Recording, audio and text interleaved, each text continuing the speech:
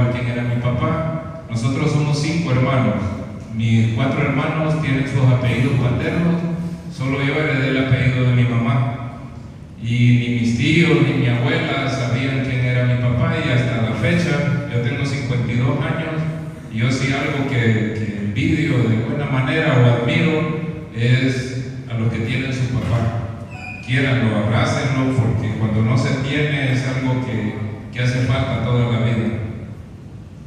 Pues, como les dije, mi madre era una empleada doméstica y mi abuela era de muy escasos recursos y queda con una carga de 5 hijos, 5 niños pequeños, y nos empieza a regalar a todos, a diferentes familias. Mi hermano mayor se lo regaló a una familia entera, a mi otra hermana que le seguía también. A mí me regaló una familia en Lloro, y a mi otra hermana se la regaló a la familia del papá. Ella solo se quedó criando al niño recién nacido. Fue una situación, bueno, en aquel momento uno ni idea tenía de qué se trataba eso. Y yo me crié en Lloro con una familia complicada porque era algo numerosa, y cuando criaban un niño antes no es como ahora que hay tanta maneras de criar un hijo. Antes uno era un sirviente más de donde lo llevaban. Desde muy pequeño ya tenía obligaciones y hacía muchas cosas, y también los tratos eran bastante groseros. Mi mamá, la que me crió, que así le digo, mi mamá, ella tenía ya 4 hijos. Yo pasé a ser el menor de ellos, y mi hermano, al que yo le seguía, el menor de ella, me trataba bastante mal porque se sentía como celoso de que, pues, a mí cuando le preguntaban decía que yo era el hijo menor. Y aquella situación se complicó, pero mi mamá siempre me defendía y estaba ahí protegiéndome. Cuando yo cumplo 5 años, mi mamá decide llevarnos a estudiar el Progreso Lloro y al cuidado de mi hermana, la mayor. Y ahí sí ya no estaba la protección de ella.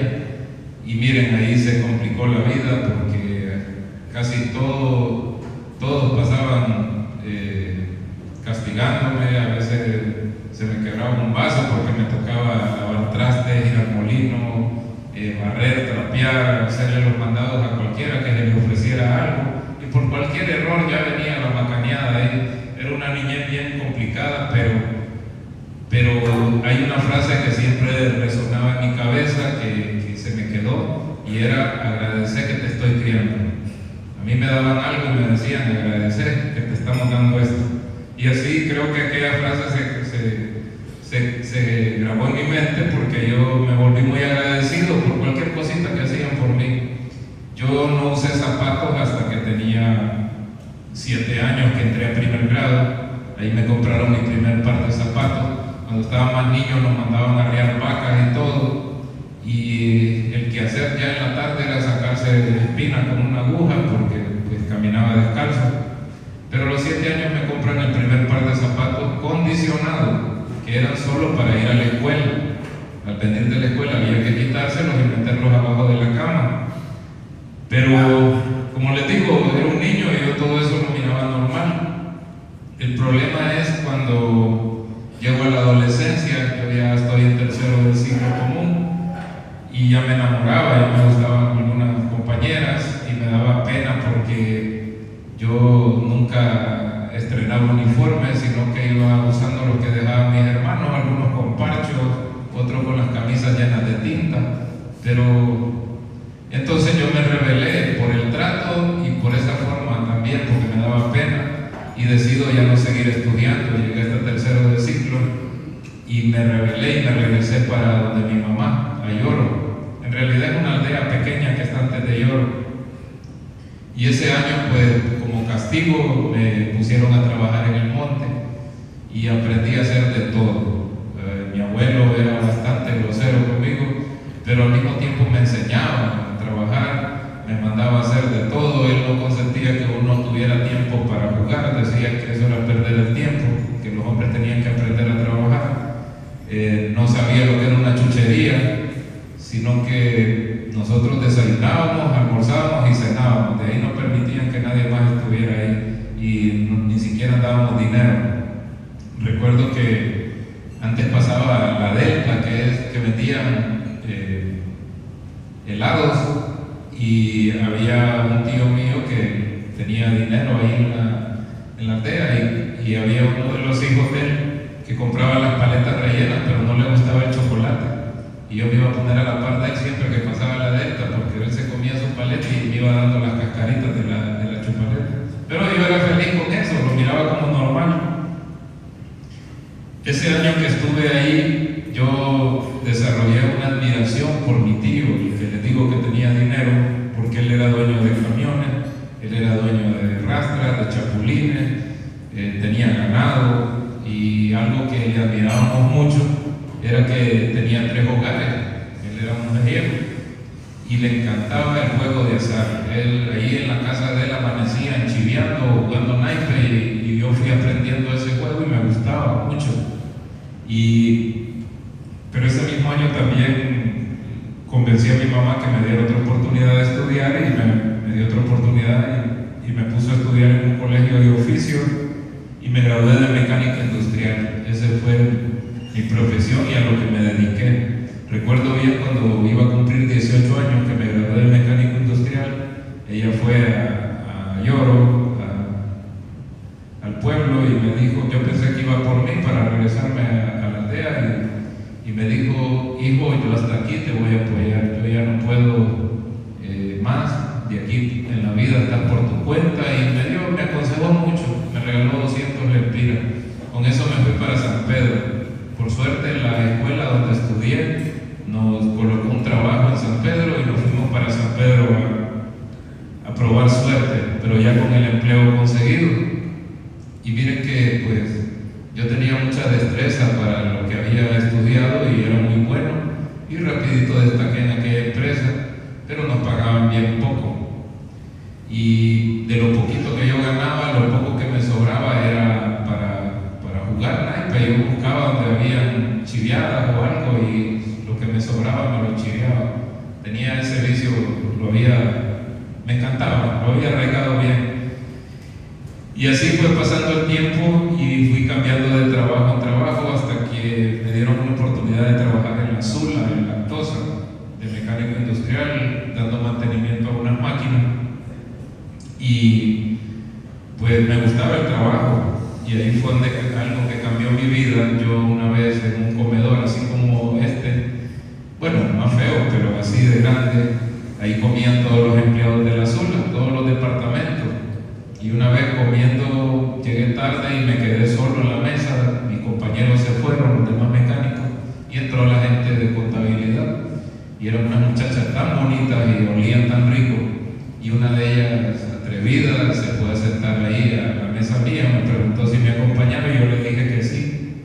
Y se sentó conmigo. Mire, yo estaba nervioso, que la mujer me empezó a sacar plática. Yo nunca, sí me gustaban las muchachas, pero así de ojo, y yo era bastante inseguro en aquel tiempo. Y ella me invitó al cine. Yo no conocía el cine, entonces me dio curiosidad y fui con ella. Después del cine me dijo que si podíamos ir a otro lugar, y me invitó a un motel, y me gustó. Era la primera vez en mi vida que yo tenía relaciones sexuales, y ¿para qué? Aquello me gustó, despertó en mí algo que estaba dormido, y me encantaba, y empezaba, más bien ya después con mi sueldito yo le invitaba a ella, hasta que un día me da la noticia que está embarazada. Fíjense que yo iba a cumplir 19 años en ese tiempo cuando ella salió embarazada, y yo era un niño, ella era una mujer como de 28 años, y yo era bien inmaduro. Intentamos irnos a vivir juntos, pero por la inmadurez mía pues no pudimos durar mucho tiempo. Luego yo me sentí incómodo en la empresa y renuncié. Ahí conseguí trabajo en la maquila como mecánico industrial. Tenía una habilidad para aprender a reparar máquinas, que rapidito pues empecé a ganar buenos sueldos en la maquila, pero también fue como meter un lobo en un gallinero. Les digo esto porque ahí se despertó una cadena generacional de lujuria, de ese gusto por las mujeres, pero de una manera increíble.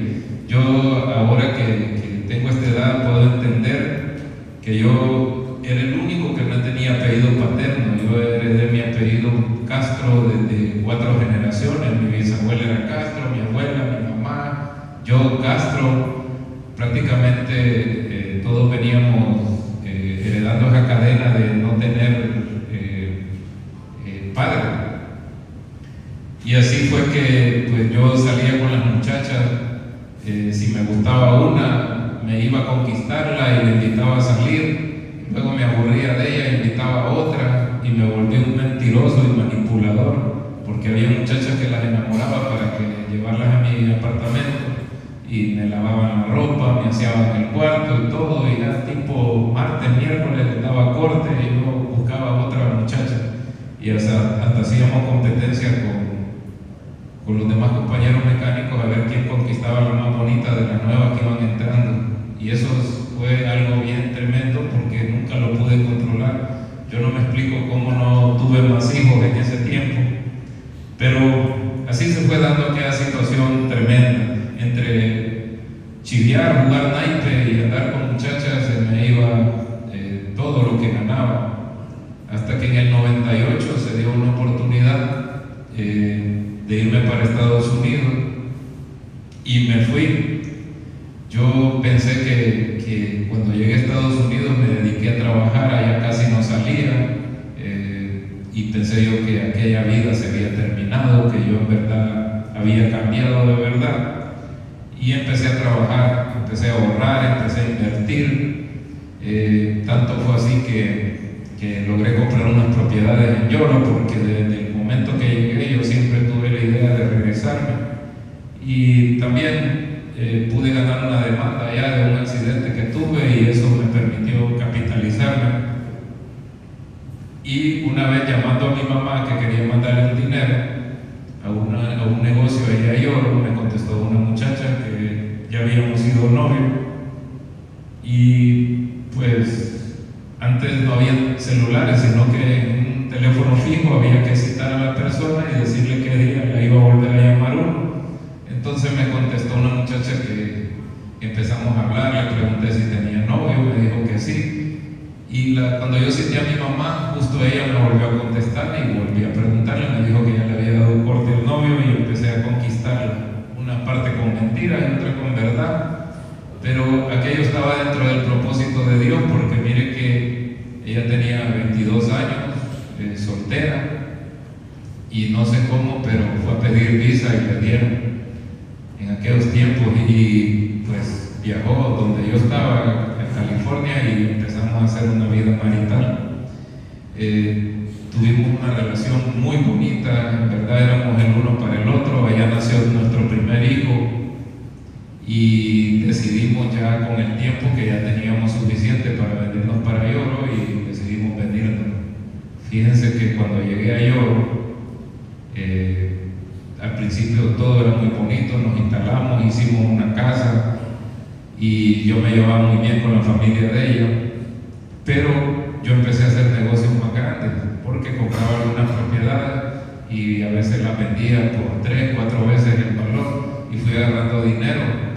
Y el tiempo que utilizaba para hacer otras cosas, pues me iba a jugar naipe y hacer otras cosas, pero todavía no había vuelto a las andadas, como dicen, con el tema de las mujeres.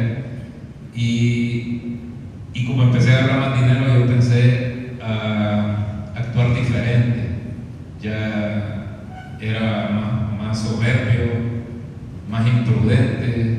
Yo decía en aquellos tiempos que yo era un hombre franco y directo, porque le decía las verdades a quien sea, y no me daba cuenta que en verdad lo que era un imprudente majadero, porque si nadie me estaba preguntando la verdad, ¿para qué yo lo andaba diciendo? Pero eso no lo entendía en aquel tiempo. Y también pensé que tenía derecho a más mujeres y empezó a desatarme el adulterio, porque antes era pura lujuria, pero ya aquí se llamaba adulterio porque yo ya era casado.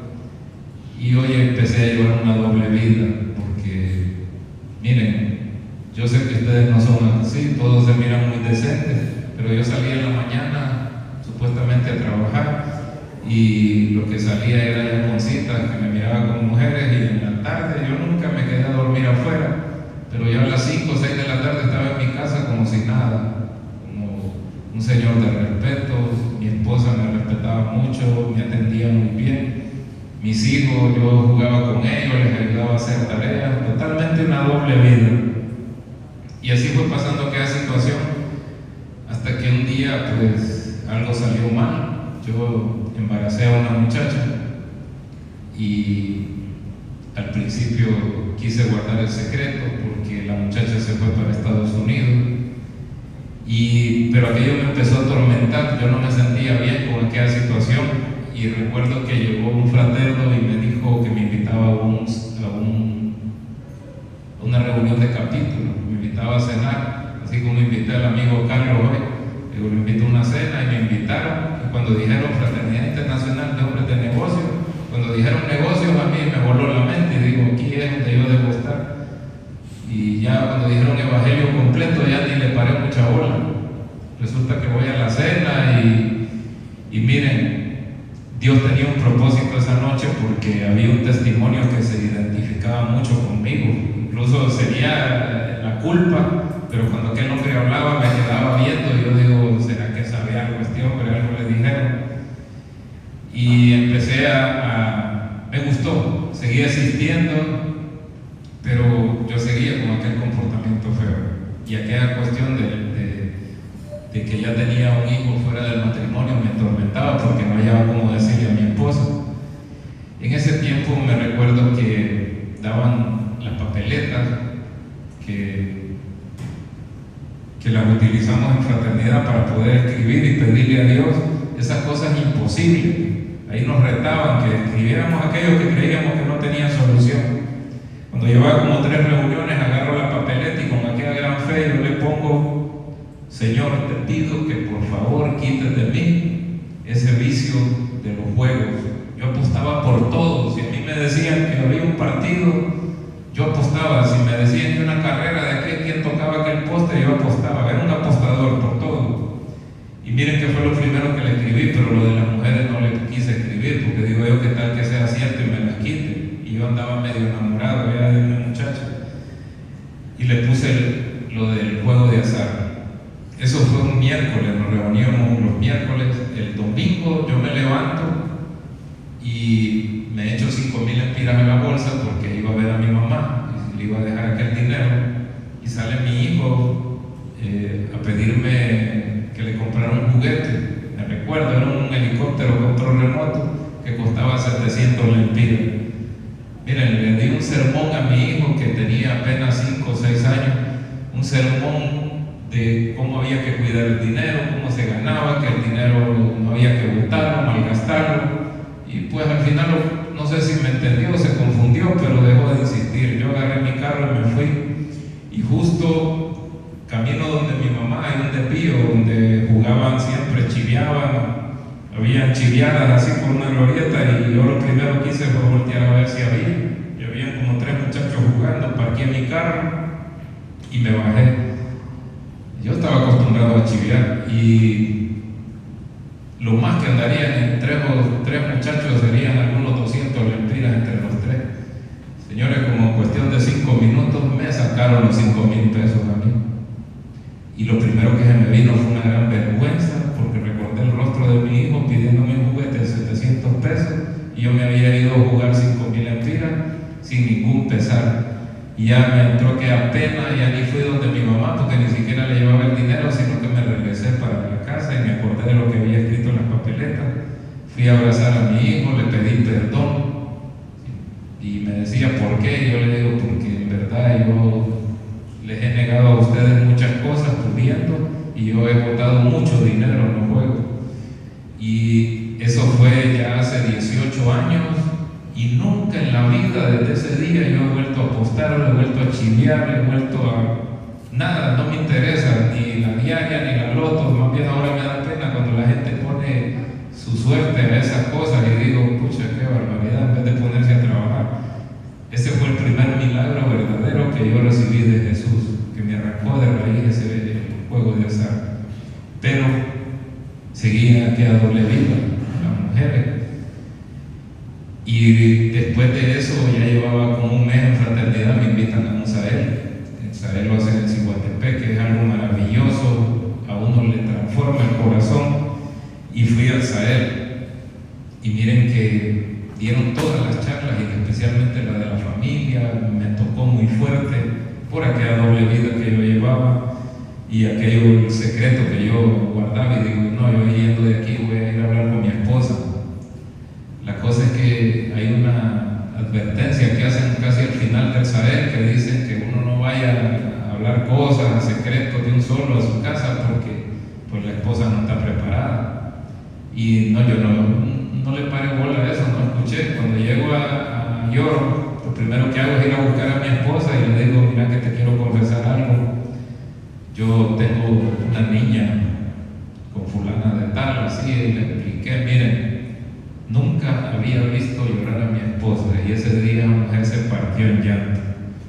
Yo pensé que se iba a alegrar porque yo había cambiado, era un hombre sincero, y no, todo lo contrario. La mujer me dijo, te has caído del pedestal donde te tenía. Y ya de ahí empezó a cambiar todo en mi vida, porque aquella mujer ya empezó a andar averiguando, a andar preguntándome dónde estaba yo, y aquella situación se volvió bien complicada. Y yo seguí en fraternidad, traté de cambiar, traté de hacer todo lo posible por ser diferente, y mi esposa vio aquel cambio y fue bajando la guardia, y al final me perdonó y empezamos a llevar una vida normal.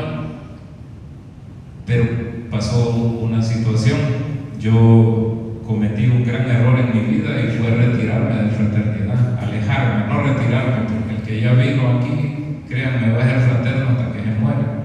Pero sí me retiré, me alejé, y en ese alejamiento pues yo volví al adulterio y con más fuerza, y ahí me enganché bastante con otra muchacha y sale embarazada otra vez, otra mujer embarazada, ya otro niño fuera del matrimonio.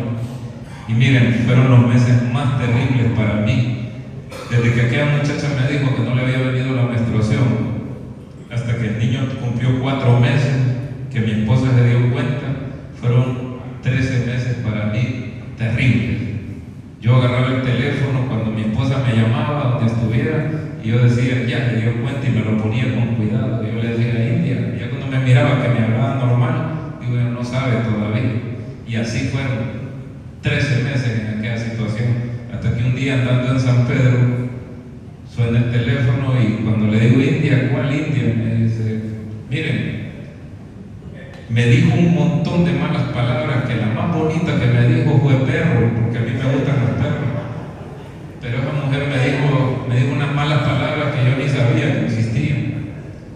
Y aquella situación terrible. Y miren, hay 3 horas casi de San Pedro a York, y yo craneando cómo iba a resolver aquel asunto, todo aquel camino, y manejando a vuelta de ruedas, que no le hallaba solución.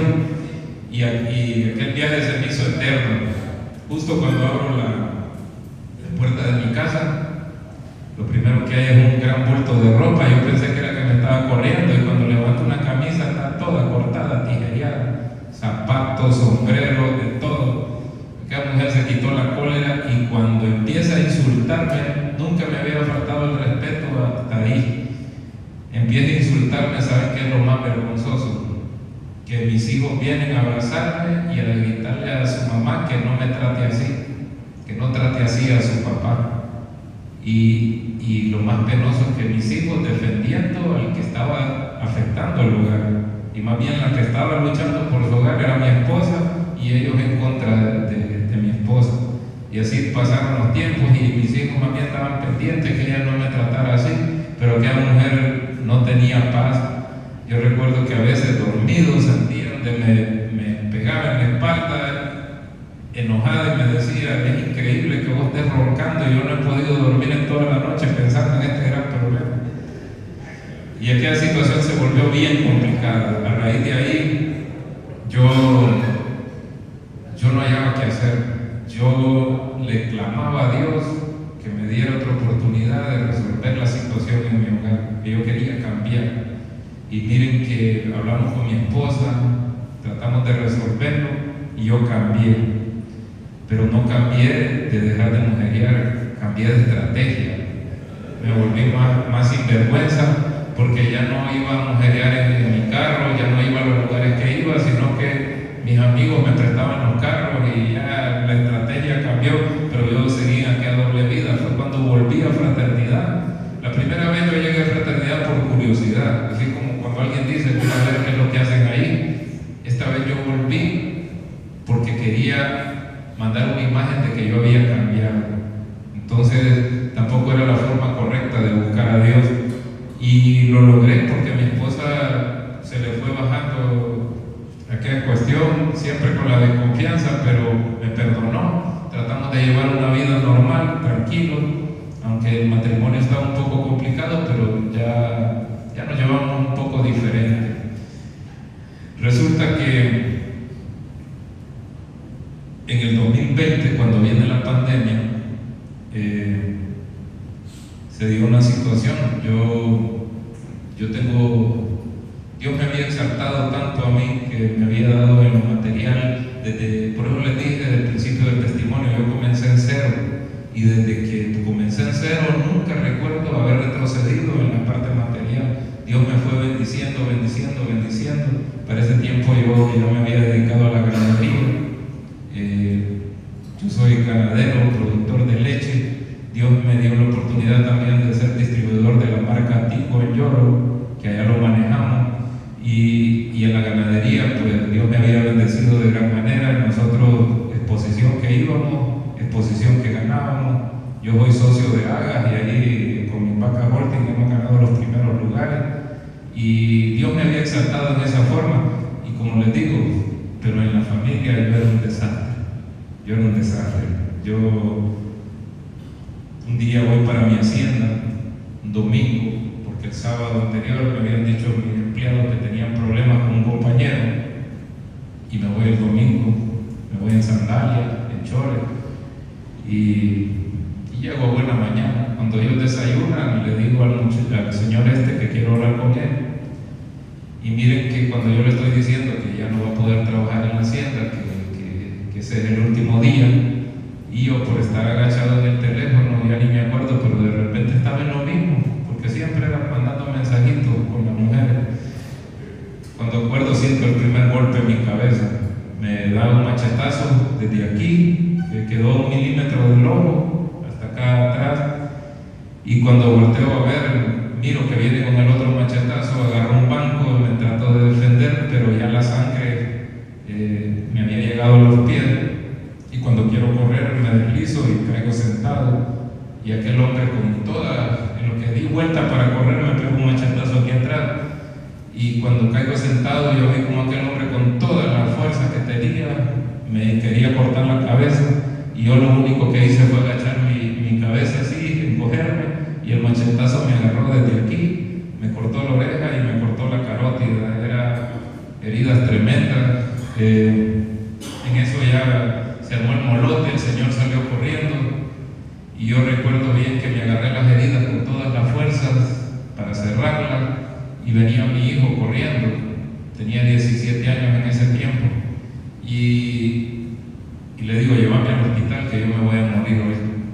Y casi llorando, él me llevó, me agarraron, me subieron al carro, y en ese tiempo, como ya estábamos en pandemia, comenzando la pandemia, había un montón de cercos en el camino, porque la gente cercaba sus aldeas según para protegerse, y aquello yo sentí eterno. Pero recuerdo bien que a mi hijo, yo nunca perdí la conciencia, le digo, mira hijo, yo me voy a morir hoy, y mañana me entierran, y a partir de pasado mañana quiero que vendas todas las vacas, no dejes ni una, conservar la tierra, pero vende todos los animales. Ninguno de ustedes está preparado para manejar una hacienda, y lo único que te voy a pedir que a mi hijo, el que tenía fuera del matrimonio, me le deje estudio, no me le des nada material, pero estudiarlo hasta donde él quiera. Y me dijo, se me partió el corazón, porque mi hijo, que siempre había sido de carácter fuerte, se le quebrantó el corazón y empezó a llorar. Y yo, fue la segunda vez que en verdad le clamaba de todo corazón a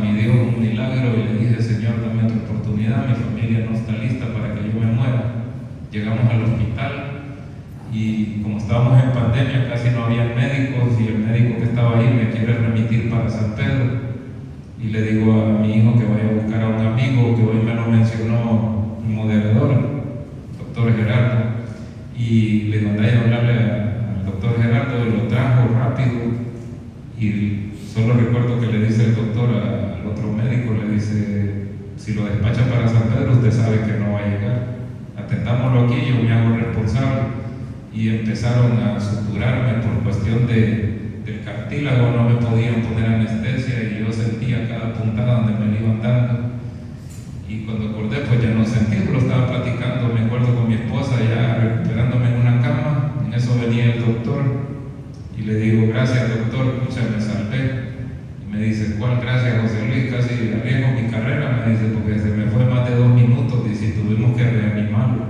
Ahí entendí que en verdad sí, Dios me dio otra oportunidad para estar aquí en este mundo y poder compartir con mi familia. Y miren que pasó algo bien triste, porque yo de todo corazón me comprometí a servirle a Dios. Dije: yo te voy a servir, Dios, yo te voy a buscar. Y entró aquel pánico, aquel miedo, porque yo quiero buscar una iglesia, quiero buscar dónde servirle a Dios, y todo estaba cerrado. Y ahí fue donde entendí aquella palabra que dice que un día vendrá y se llevará a los escogidos y los demás se quedarán. ¿Cuánto tiempo hemos tenido para buscar a Jesucristo? Y siempre decimos que no, que más al rato, que después, que ahorita no estoy listo. Y va a haber un día una situación de esa donde ya no lo vamos a poder encontrar. Por suerte mía, pues la pandemia pasó, empezaron a abrir, pero yo, en vez de buscar las iglesias, ya se me había quitado aquel agradecimiento, y lo que empecé a buscar fueron mujeres otra vez, a volver a contactar a aquellas mujeres, a tener relaciones con ellas. Y miren que en el 2021, justo para el 14 de febrero, me dice mi esposa que nos vayamos para la playa con los hipotes y todo, y nos vamos para la playa. Y como era 14 de febrero y un día antes el teléfono mío tenía un problema, y mi hija me pidió la clave y me lo enlazó con la computadora de ella, y pues yo no me di cuenta. Y estando en la playa un 14 de febrero, yo escribiéndole hasta mandando audio a las amantes, diciéndoles que me perdonaran, que no podía compartir con ellas ese día tan especial, que las amaba, pero que regresando de la playa yo les iba a compensar ese día, otro día, y todo eso iba quedando archivado. El lunes que regresamos ya a la casa, yo me despierto en mi casa y abro los ojos y está mi esposa sentada en la cama, y solo espero que abriera los ojos y le digo play al primer audio. Y miren, señores, yo sé que les da risa, pero es triste y vergonzoso escuchar la voz de uno delante de su esposa diciéndole a otra mujer que la ama, que es importante para uno. Y ¿saben qué es lo más triste? Que no solo es una mujer, eran 3 mujeres. Y aquella situación a mí me dio tanta vergüenza que agarré así como andaba, me acuerdo que solo me puse una camiseta y me fui para la hacienda. Digo yo: esto, voy a ver allá cómo arreglo esta situación, tengo que ver cómo salgo de esto. Y aquella mujer, pasaron como 3 horas, escuché un ruido en la hacienda, y cuando salí a ver, ella arrancó, y lo primero que vi en el garaje de la hacienda fue un montón de bolsas de basura, y ya la fui a revisar, eran todas mis cosas. Mi esposa no dejó, pero ni la prestó barba, nada que fuera mío, hasta las fotos iban adentro de aquellas bolsas de basura.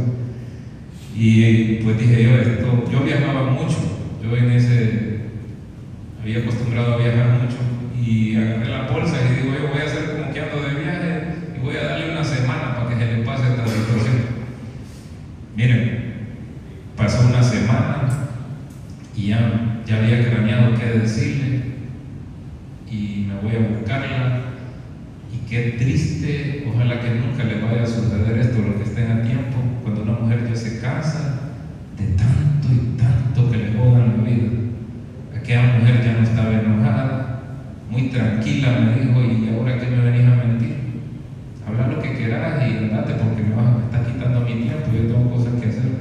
Miren, aquello me dolió tanto, ya no ver enojo a mi esposa, yo creo que me dolió más que otras cosas. Y entendí que aquella relación en verdad había llegado a su fin. Me regresé para la hacienda, intenté como varias veces querer arreglar la situación y lo más triste para mí era ir a mi casa donde yo, pues, era mi hogar, a abrir la compuerta del carro y a hablarle a mis hijos que salieran para poder platicar con ellos y ya haberlos puesto en aquella situación. Y entre mí yo antes, cuando un amigo decía que estaba deprimido, yo le decía que buscara qué hacer, que eso no existía, que era pura mentira, que era mariconada. Miren, me entró una depresión terrible. Yo acostado, yo no me quería levantar, no me quería bañar, no me quería afeitar. Recuerdo que los muchachos llegaban por la ventana a preguntarme qué hacían con algunas situaciones en la hacienda. Y le dije, haga lo que quiera, a mí no me interesa. Y en verdad no me interesaba. Y aquella situación se volvió bien terrible, me puse bien delgado, me creció la barba, olía feo. Yo en las noches quedaba viendo tenía unas pistolas en una gaveta, yo las quedaba viendo con ganas, pero ni de eso tenía ánimo, ni de pegarme un tiro. Y sí las quedaba viendo y decía yo, pucha, aquí se termina todo, pero ni de eso tenía valor. Y miren que yo digo que un fraterno que era bien chabacán y yo decía, pero prácticamente me animó. Un día pasó a verme y insistió, porque la señora que trabaja conmigo le dijo, no quiere visita. Se metió a la fuerza. Y me dije, ¿qué te pasa, hermano? Le digo, no, ya le conté. Y me dice, yo tengo la solución para eso. No, le digo, ni ganas, ni valor tengo de pegarme un tiro, porque como él molestaba a su bastante. No, me dice, la solución es Cristo Jesús. Y miren que algo cambió en aquellas palabras que me dijo. Y le digo, hermano, yo no tengo ganas de nada. No, hermano, me dice, la solución es Cristo Jesús y solo tenés que orarle y platicar con Él. Es que no tengo ánimo de hincarme. No, me dice, ahí donde estás, para arriba, empecé a hablar con Jesús. Y miren, empecé a decirle 2 palabras, empecé a decirle 3 palabras. Ya después, como medio sin ganas, me rodaba de la cama y me caí hincado y me ponía a orarle hasta que un día aquella cuestión se me fue quitando poco a poco. Yo en las noches antes sentía como que me quedaba sin respiración, una cuestión tan horrible, y empecé ya a recuperarme y a ver las cosas diferentes. Yo le fui fiel a mi esposa, yo me peleé con mi cuñada, yo me peleé con mi suegra, yo me peleé con los vecinos porque decían que eran unos chismosos. Y ahí, hasta por fin ahí empecé a entender que el problema era yo, que quien tenía vacíos grandes en su corazón era yo y que no los iba a llenar ni con todas las mujeres del mundo. Miren, yo le echaba la culpa a mi esposa que ella no le gustaba mucho el sexo y yo me encontraba unas locas que por en eso querían pasar y las engañaba con otra. Y aquella que decía yo que tenía una cualidad bonita la engañaba con otra. Entonces, quien no sabía lo que quería era yo. Quien tenía el corazón vacío realmente era yo y no lo iba a llenar con nada. El único que podía llenar los vacíos era Jesús. Y fue cuando decidí realmente buscarlo, pero no buscarlo porque yo necesitaba algo. Fue cuando yo entendí que Él me había bendecido a mí de muchas maneras y que yo jamás le había retribuido algo a Dios, que está para cuando nos ponían el sobre en la fraternidad, siempre andaba buscando 20, 30 pesos para meterle el sobre y habiendo sido un hombre tan bendecido. Y me dispuse que yo a Jesús en verdad le iba a servir de todo corazón y decidí volver a la fraternidad, mi casa donde me estaban esperando. Yo recuerdo que cuando hacíamos la reunión de trabajo yo peleaba por servir la comida, yo quería servir las papeletas, yo quería para todo lo que se ofreciera. Si decían saber, yo ponía mi carro y empecé a servirle de una manera diferente y fui como Dios me fue llenando aquella cuestión de mi corazón. Yo les digo a los que están aquí que dicen: me voy a separar de mi esposa porque ya no la quiero, me voy a separar, me voy a divorciar. Fíjense que uno no se separa. Yo vivo en la casa tranquilo, no me muevo de ahí, me he instalado, vivo bonito, mi hacienda ha prosperado de una manera increíble. Yo sé que hay haciendas mejores, pero yo ordeño 90 vacas y saco cerca de 2.500 litros. Es una de las haciendas más reconocidas en el país, se llama Hacienda Monarca. Y aquello fue cambiando a raíz de que yo iba dándole cabida a Jesús, a ver las cosas diferentes. Les digo esto porque yo llegué a entrar a una comodidad en mi casa y mi esposa se logró acomodar en una situación en la casa que ahora la tiene bien bonita. ¿Sabes quiénes pagan el precio? ¿Quiénes sí realmente se separan? Son los hijos. Ahora a mí me da una tristeza ver a mis hijos con la mochilita, irse a quedar 3 días conmigo y luego irse a quedar 3 días con la mamá. Mi hija, cuando viene de la universidad, no sabe si decirme: papi, me voy a quedar unos días con vos y otros. Ellos son los que realmente pagan el precio. Ellos son realmente los que se separan. Y sabes que eso no termina ahí. Mis hijos van a tener nietos. Los nietos van a pasar lo mismo. Van a decir: voy a ir unos días donde mi abuelo, después voy a ir unos días donde mi abuela. Es una separación en cadena de generaciones tras generación, solo por no tomar buenas decisiones a tiempo. Porque así, como yo miraba a mis amantes, un día veía a mi esposa, que era una mujer tan bonita, tan graciosa, tan amable. Así empecé a ver a otras mujeres con las que me involucré, porque todo va cambiando. Pero los que realmente pagan el precio son los hijos. Luego, el que está a tiempo, el que cree que ya no soporta a su mujer, sopórtela, hable con ella, busque a Jesús, conviértela en su única mujer y va a ver cómo todo se revierte y cómo usted empieza a ver más bonita a su esposa. Miren, yo intenté de muchas maneras acercarme a aquella mujer, pero ya no había amor para mí. Realmente ella se veía cansada, ella le entregó su vida a Jesús y a ella no le interesa. Me dice, cada vez que, ahora ya no lo hago, pero cada vez que yo le decía algo así, me decía: seamos amigos, hombre, no te la compliques. Me dice: yo no siento nada por vos. Y es triste. Y aquí les digo, soy casado, pero realmente llevo 5 años viviendo solo. Hace 5 años que sucedió esa situación. Igual ella 5 años que está sola, pero mis hijos han pagado el precio de todo eso. Yo he tenido tanta satisfacción ahora que le he servido a Jesús. Y ¿saben qué? Es mentira. Yo he tenido unos dichos que yo no sé si ustedes me miran gente decente, pero yo he tenido unos dichos tan tontos que decía que habían 7 mujeres para cada hombre, que si yo la perdonaba, otro no le iba a perdonar, que a mí me daba dengue si pasaba 4 días sin tener sexo. Con eso alimentaba mi mente. ¿Y saben qué es lo peor? Que no solo es eso, sino que decía yo que era un mujeriego, que era un toro con las mujeres. ¿Y cómo hacía para alimentar eso? ¿Cómo alimentaba la infidelidad? Mero macho, vitafer, mielitas, un montón de cosas que uno se tomaba para ser un mujeriego, para decir que tenía capacidad. Entonces hasta adulteramos lo que realmente podemos hacer y no servimos ni en la casa.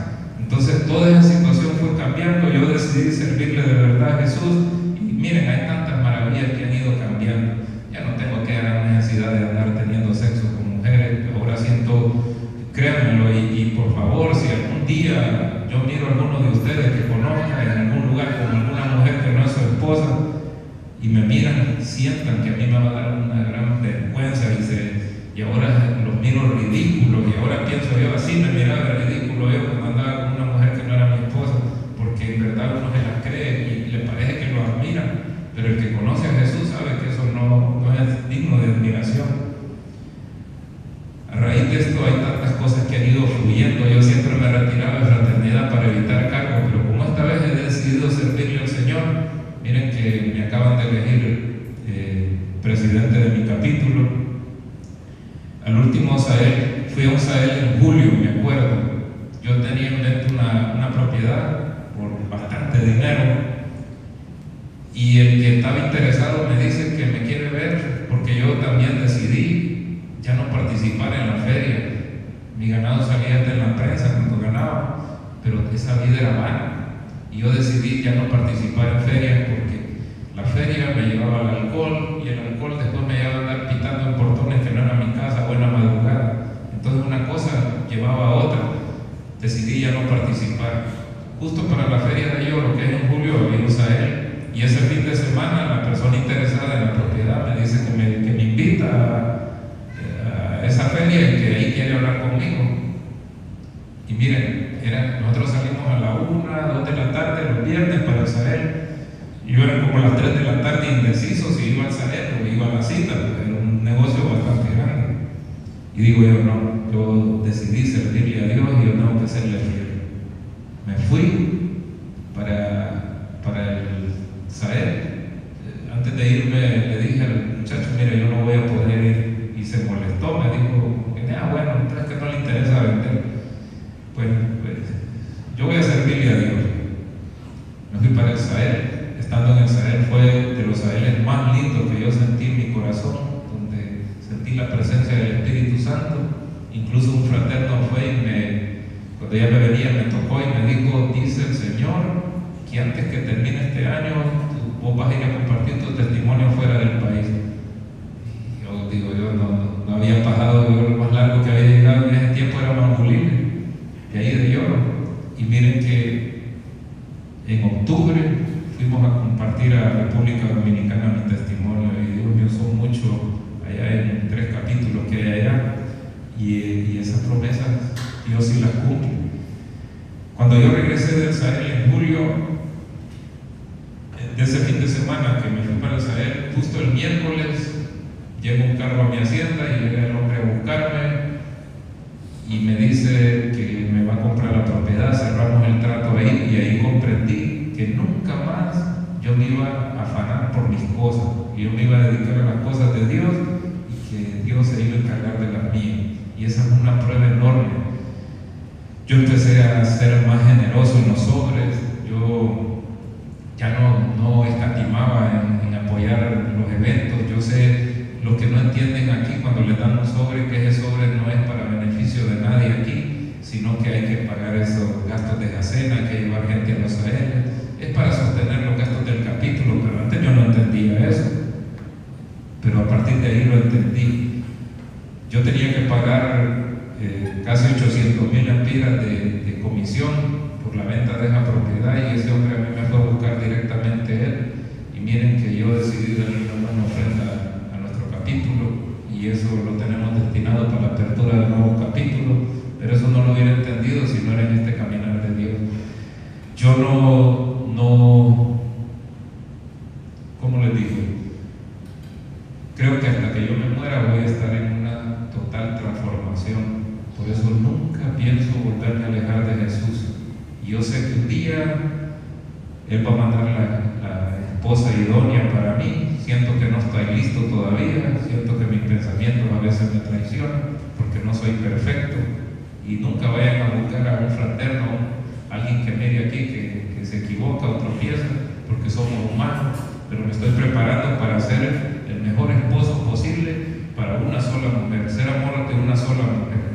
Y hasta que esté listo para eso, yo espero un día estar con mi esposa compartiendo a la que Dios me dé. Si me da la misma, pues bienvenida sea. Si Dios me da una nueva esposa, pues bienvenida sea. Todo sea conforme a la voluntad de Él y sirviéndole a Él y entendiendo cuál es lo que Él quiere para mí.